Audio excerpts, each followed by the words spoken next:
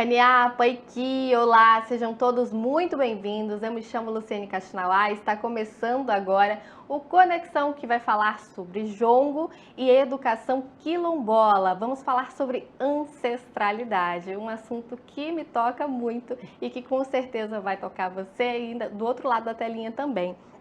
E o jongo, né? Vamos falar sobre a importância da prática do jongo na educação escolar quilombola e que contribui para a valorização da cultura local e também traz pautas importantes na educação que fala sobre as diferenças étnicas. E para falar sobre esse assunto, nós recebemos aqui no nosso estúdio a Kalila Maron, que é professora da UFRJ, e também a Juliana Correia, que é escritora e contadora de histórias. Também a gente vai conversar com as duas e contar um pouquinho mais sobre a importância disso tudo e falar sobre a questão, é claro, da ancestralidade. Eu começo agora com a Juliana. Seja bem-vinda, Ju. Muito obrigada. Então, a gente começa explicando para o pessoal que está nos acompanhando, para quem ainda não conhece o jongo, né? O que é o jongo e qual a relevância que ele tem quando a gente fala sobre educação escolar quilombola. O jongo é uma cultura de matriz africana, muito presente no Sudeste brasileiro, né? Ela nasce no Sudeste brasileiro e especialmente na região do Vale do Paraíba, do Rio Paraíba do Sul. Minas Gerais, São Paulo, Rio de Janeiro. Um território que foi muito marcado pelas fazendas de café, né? Pelo ciclo do café, um dos principais ciclos econômicos, e muito também marcada pelas pessoas, pelos africanos trazidos à força, né? Pessoas que sofreram com sequestro, vindas do território africano que a gente conhece hoje como Angola, Congo e Moçambique. É muito marcado pela circularidade, é uma dança de umbigada, né? Sempre a figura masculina e a figura feminina no centro da roda, a presença dos tambores, e o principal no jongo é a palavra, é o que é cantado, e a metáfora é muito presente, né? O jongueiro, ele canta sempre, não dizendo diretamente o que a letra, né, o ponto de jongo, ele se refere a elementos da natureza, por exemplo, animais, rios, mas não necessariamente ele está falando sobre aquilo, né? São canções cifradas. A metáfora está muito presente. Até porque era uma forma de comunicação na época dos antepassados que estavam vivendo nessa realidade, né? E que usavam para se comunicar dentro das senzalas e ali ao lugar onde eles estavam. E inclusive nas comunidades jongueiras é muito comum você ouvir dos mais velhos que o jongueiro é aquele que entende o que está sendo cantado e aquele que consegue responder dentro da metáfora, dentro do enigma. Então, é uma cultura muito forte, né? A palavra é o principal. Você vê em comunidades, inclusive, mestres cantando de costas para a roda. Então, o jongo não é só uma dança, né? Ao contrário do que muita gente pensa. Eles cantam de costas para a roda, de frente para o tambor, porque tem essa relevância mesmo do que está sendo dito, né? A importância do que está sendo falado ali. Com certeza. E Kalila, como que a gente pode avaliar, né? Aí é uma pergunta que eu faço às duas, mas eu começo com a Kalila. Como que a gente pode avaliar hoje a educação escolar quilombola no Brasil? Olha, a gente tem no Plano Normativo as Diretrizes Curriculares Nacionais para a Educação Escolar Quilombola, publicadas em 2012, mas para além do Plano Normativo, a gente já tem um vasto campo de experiências anteriores, inclusive à publicação das diretrizes, mostrando os diálogos, né, possíveis que vêm ocorrendo entre comunidades quilombolas e escolas localizadas dentro dessas comunidades. O que a gente pode observar de forma mais ampliada, que é esse diálogo entre escola quilombola, comunidade, território, muitas vezes fica sujeitada, né, pelas políticas do momento, né? Por uma sensibilidade particular daquela gestão naquele momento, e isso é muito ruim. Então, essa pauta da educação escolar quilombola, ela é uma pauta que precisa ser levada de uma forma mais universal, entendendo que cada comunidade quilombola vai ter o seu projeto de escola, né? Então, dentro desse universo vasto brasileiro, vasto do Sudeste, Cada comunidade tem o seu próprio processo de formação, a sua memória, a sua história, de como aquele grupo se constituiu ali, né, de como aquele grupo ou cada uma dessas comunidades foi criando estratégias de sobrevivência e de permanência na luta por esse território. Então, cada uma dessas escolas quilombolas vão ter que estar afinadas com esse projeto político dessa comunidade, né? Com as práticas culturais dessa comunidade, com o que essa comunidade vai eleger como importante nesse processo de construção identitária e reafirmação identitária de uma identidade negra, mas também de uma identidade quilombola que tem relação direta com a questão da luta pela terra.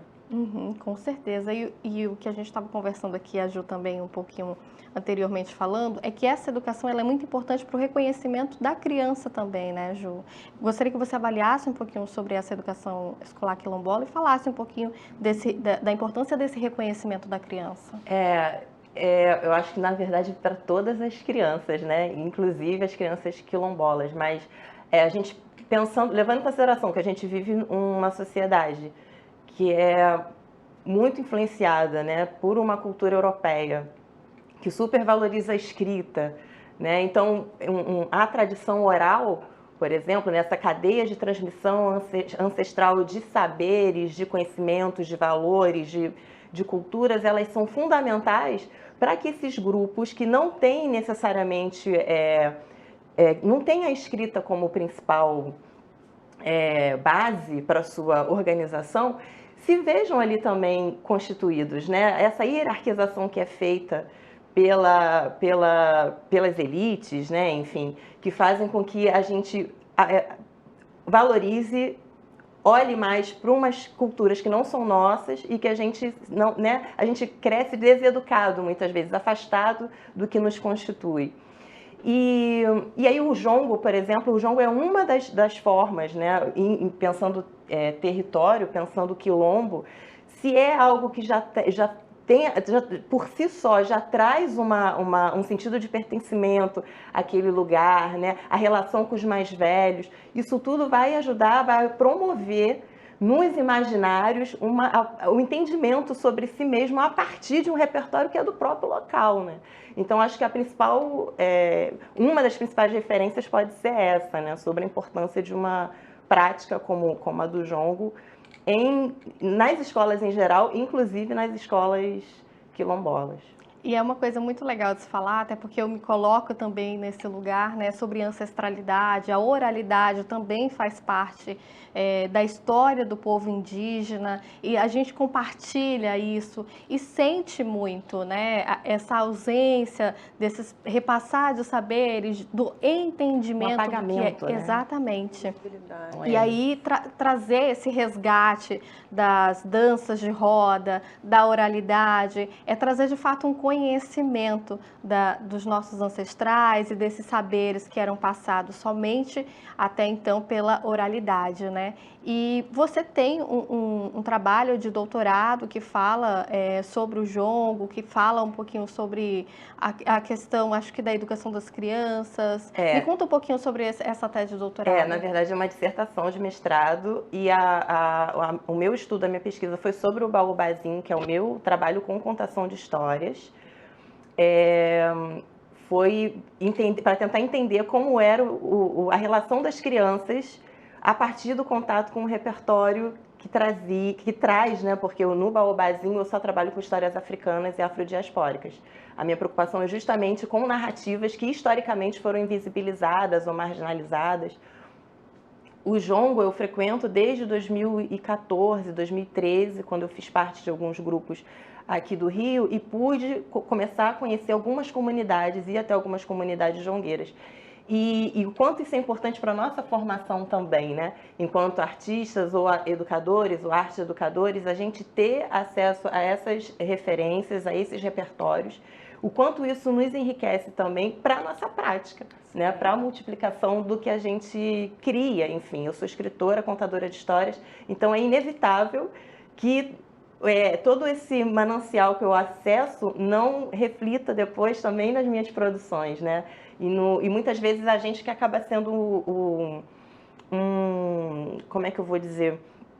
a gente acaba sendo alguém que traz o contato com aquela cultura, porque no território aqui mais urbano, de repente, a criança nunca esteve num quilombo, né, numa comunidade jongueira. Então é muito importante para a gente aqui também procurar se alimentar, beber dessas referências, porque elas têm muito a nos educar também nesse sentido, né? Com certeza.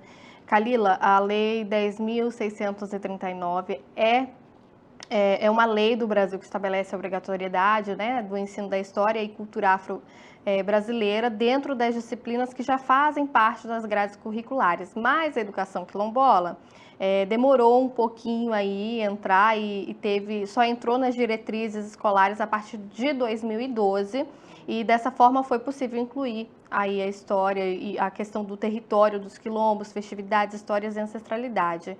E principalmente a música, que é o que a gente está falando aqui, né? O que vocês acreditam que influenciou para essa demora da inclusão da questão quilombola dentro dessas diretrizes, Kalila? Olha, a pauta de uma educação diferenciada para as comunidades quilombolas, assim como para as comunidades indígenas, já é um movimento de luta de muitos anos, né? Em Conceição de Crioulas, que foi o documento que auxiliou e contribuiu muito para as diretrizes, a gente já tinha experiências importantes mostrando, de fato, como essa relação comunidade, território e escola poderia funcionar nesse sentido de pensar que a educação quilombola, ela de fato precisa ser uma educação diferenciada, onde os saberes, a ancestralidade, a memória, a identidade local, as práticas culturais possam ser fomentadas na escola, em parceria com as lideranças, com os anciões, com todos aqueles, né, que são os detentores, né, dessa oralidade, dessa corporalidade, desses saberes que na escola, no currículo universalista, muitas vezes não entram. Então essa criança, esse jovem, ele precisa se reconhecer, ele tem o direito de se reconhecer quilombola, indígena também, dentro da educação formal, e não somente fora dos muros da escola, né? É um direito, né, dessa criança, desse jovem, e a escola formal, a partir das diretrizes, ela começa a ampliar o debate, que já foi um debate fundamental da Lei 10.639, trazendo, de fato, a questão dos festejos, o uso da terra, a territorialidade, a memória coletiva, todos esses elementos, para pensar, de fato, um currículo diferenciado que, para além de uma pedagogia antirracista, para além de uma valorização do que a gente poderia chamar genericamente de africanidades, pudesse trazer de especificidade para aquela comunidade em especial, que pode ser diferente de uma outra comunidade, né? Cada comunidade quilombola vai ter o seu... Eu volto a repetir isso, porque eu acho que isso é muito importante, porque quando a gente fala em educação escolar quilombola, muitas vezes a gente tende a querer generalizar, né? Como se houvesse um formato único, ou a educação escolar indígena, né? Como se houvesse um formato único, né? Ou uma fórmula, uma receita para se fazer essa implementação dentro da escola, dentro do currículo de uma educação diferenciada. E, na verdade, é justamente o oposto. A gente tem que entender que cada comunidade vai ter a sua especificidade, seja cultural, seja os seus saberes, seja a sua memória, a sua ancestralidade, para fazer com que a escola também seja um local de mediação dessa identidade, desses saberes, né, funcionando justamente nessa tríade. O território, né, a escola está dentro do território, a escola está dentro da comunidade, a comunidade está dentro do território. Ju, e você? Eu acho que é tudo isso que ela já disse, eu concordo, e acho que a gente precisa também se manter muito atento, porque a promulgação de leis não garante a implementação delas, né? Então, a 10.639, por exemplo, é de 2003, mas você não vê... 20 anos, muitas vezes o que a gente encontra é um professor sozinho, dentro de uma instituição inteira, mobilizando, fazendo o que é possível, articulando com a comunidade externa, com o responsável, uma mãe, e às vezes a própria instituição, a própria escola, e tem algo muito grave também, né? Uma das dificuldades, que é o fundamentalismo religioso, entrando forte cada vez mais na direção, né, por meio das direções, das coordenações pedagógicas, e mesmo nas comunidades, em muitas comunidades, tem comunidades que não podem mais tocar tambor. por exemplo, né? E aí como é que uma cultura como o jongo, por exemplo, que o tambor é um elemento fundamental, não se pode tocar tambor. Então ainda tem essas questões também, né? Como fazer para fazer acontecer. Implementar, de fato. Exato. E é sobre isso que a gente vai falar no segundo bloco. A gente vai fazer uma pausa rapidinho, daqui a pouco a gente volta e vai falar também sobre a capacitação desses professores. Não sai daí que a Conexão volta já.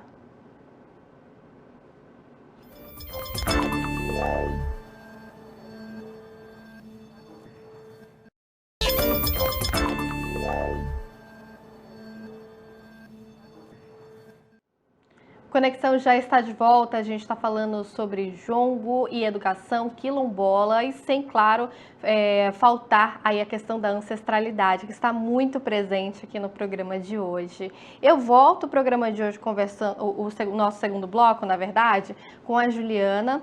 E, Ju, assim, né, quando a gente fala da educação desse assunto, a gente também fala um pouquinho da ancestralidade, assim como os povos indígenas. Nós temos que observar quem que está contando essas histórias, quem que está narrando essas histórias, é o lugar de fala, né? Como a gente fala também. Isso acontece quando a gente fala de quilombo, da ancestralidade negra, né? Da negritude e tudo mais. E como contadora de história, como que você acredita que esse ensino pode ser levado para as escolas, quando a gente fala de quem que está contando e levando isso para os alunos?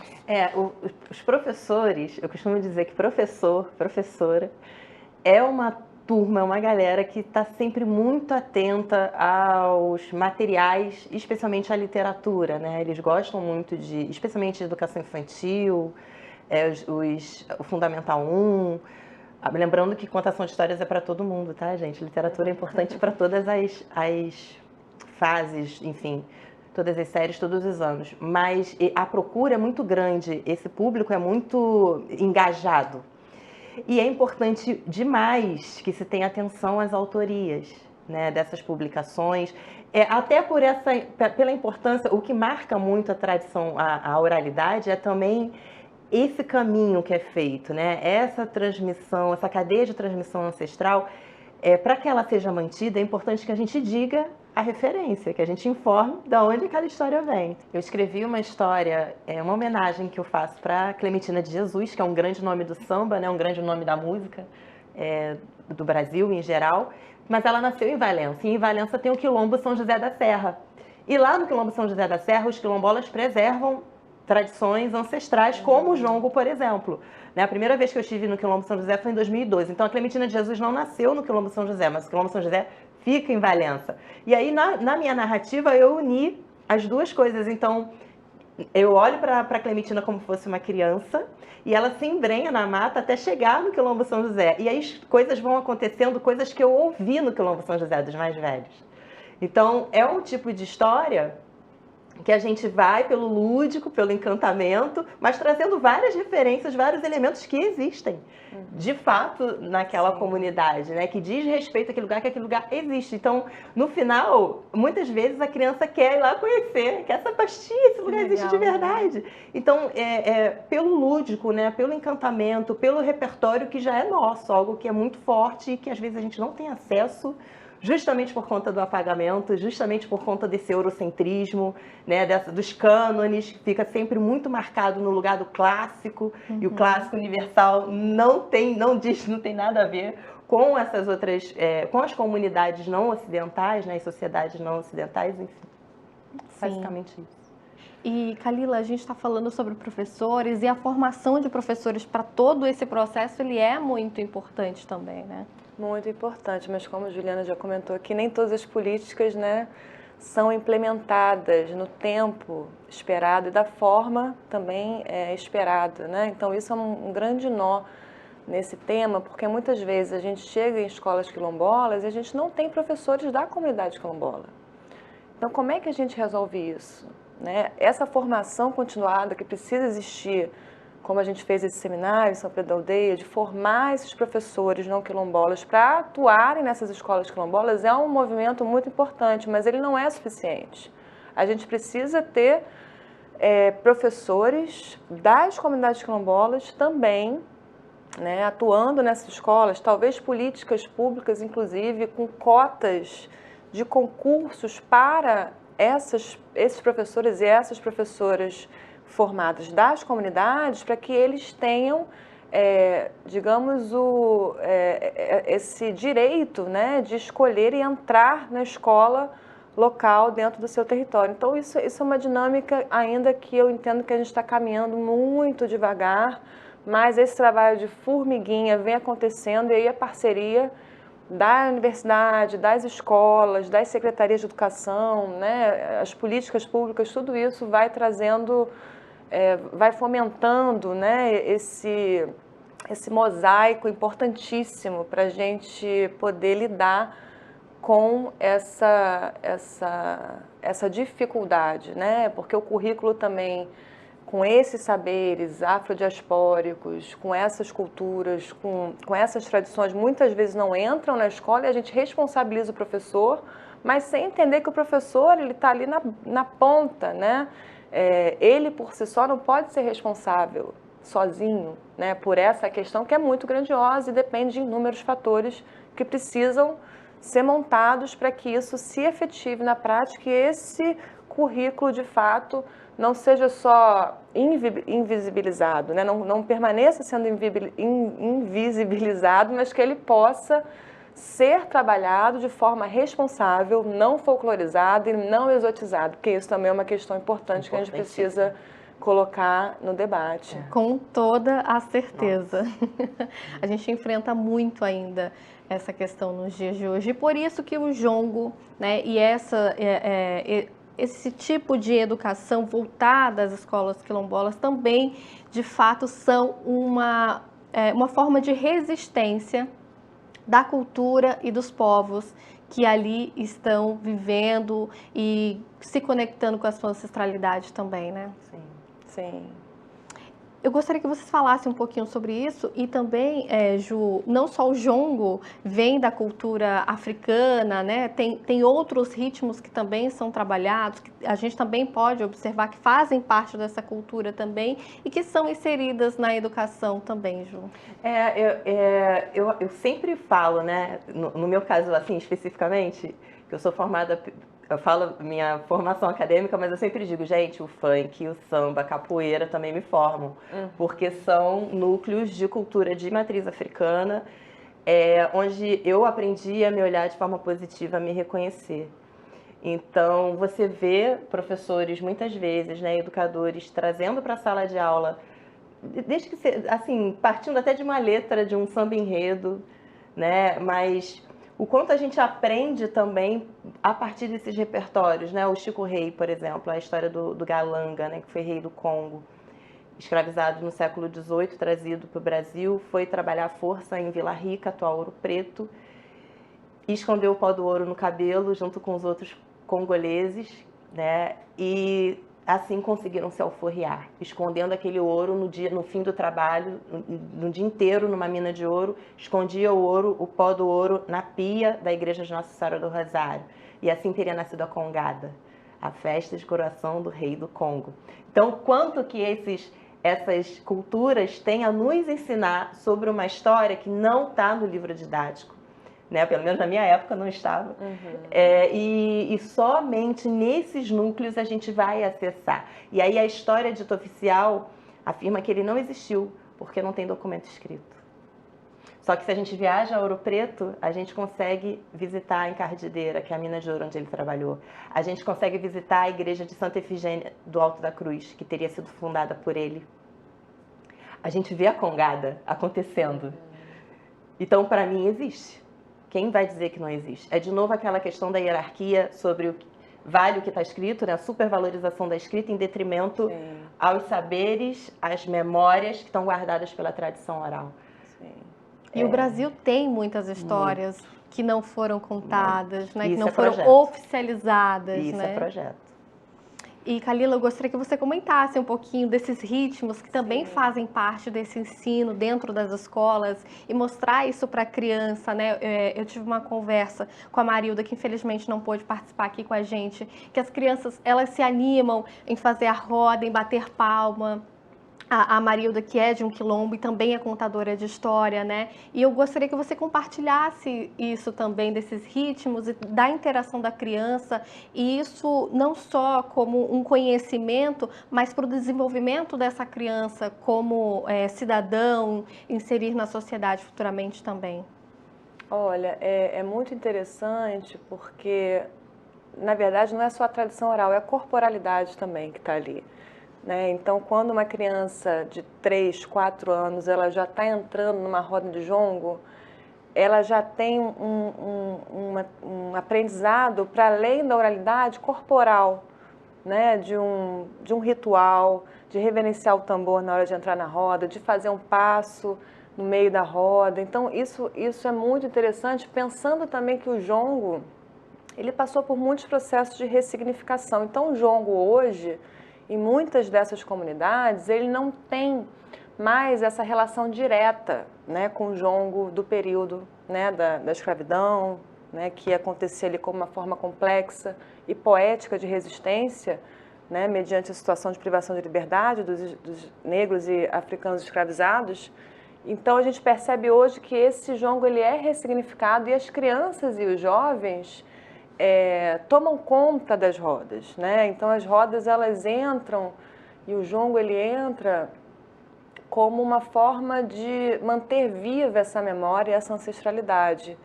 Tem uma fala de uma liderança jongueira de Bracuí também, de Santa Rita do Bracuí, que é uma fala muito bonita que me tocou muito e sempre me toca, eu não esqueço essa frase. É uma liderança jovem, que é uma liderança jongueira, mas é uma liderança religiosa também na comunidade. Ele falou assim para mim, um dos meus trabalhos de campo, Kalila, o jongo para mim é um pedaço da África que meus antepassados deixaram.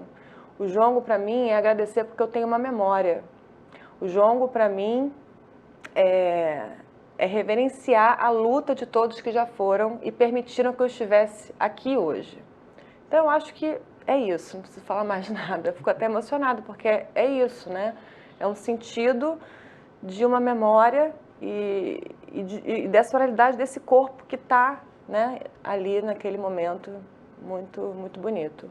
E eu compartilho desse sentimento, né? Assim como os povos que antepassaram aqui, o povo negro aqui no Brasil, os povos indígenas também tem muito dessa cultura, e quando a gente balança o maracá, reverenciando os nossos antepassados também, trazendo força dos nossos antepassados, e não só o maracá, mas quando a gente pisa no chão, é para dizer que nós estamos aqui, sabe, marcando, lutando, e é isso, a gente também compartilha disso, é muito bom ver esses tipos de ações acontecendo, principalmente no ensino infantil, e que faz totalmente a diferença. E eu gostaria muito de agradecer a participação de vocês aqui, as portas estão abertas, sempre bem-vindas aqui. Muito obrigada. Eu que agradeço.